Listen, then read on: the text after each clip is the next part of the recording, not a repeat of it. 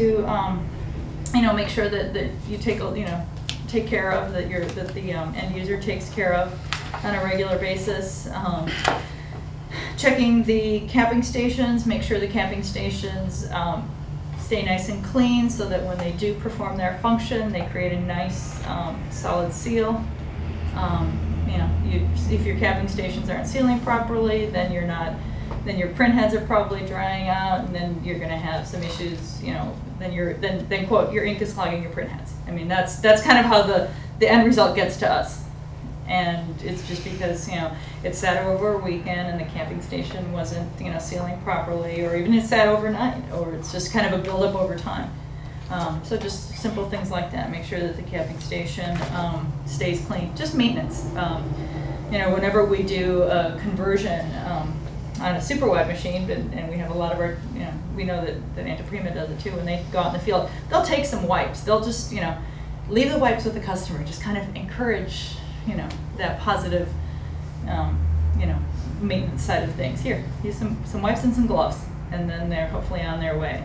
The nozzle plate, again, if the nozzle plate isn't clean, you're gonna, show misfiring. Your colors are gonna be off because your jets may be misfiring.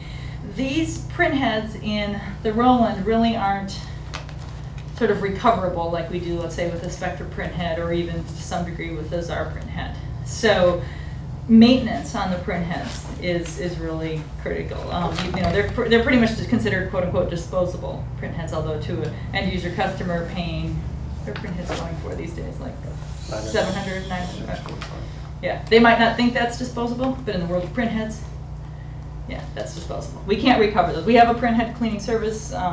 Peter handles all of that and is very thorough on it, but you can't even try on these things because there's so many plastic elements and just so many, there's just nothing real, they just wear. They're designed to be worn.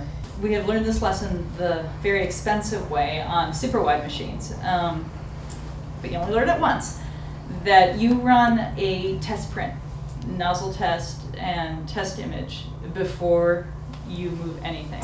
Benchmark your printer before you touch it, because the minute you touch it, you own any problem that's on that printer. Wiping, again, make sure that your wiper is in good condition. It is a plastic part and it is getting exposed to solvents. Eventually those two do not make a happy mix. Again, just keeping everything clean, just doing maintenance. Flush your print heads. I guess that's another thing that we can't stress enough. People are like, oh, well, we can. Yeah, some people don't like to do the automatic cleanings and things like that because they say it wastes ink. It really doesn't.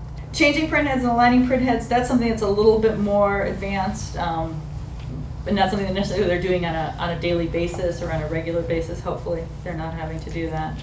So they've got the Roland manual they can look at for that.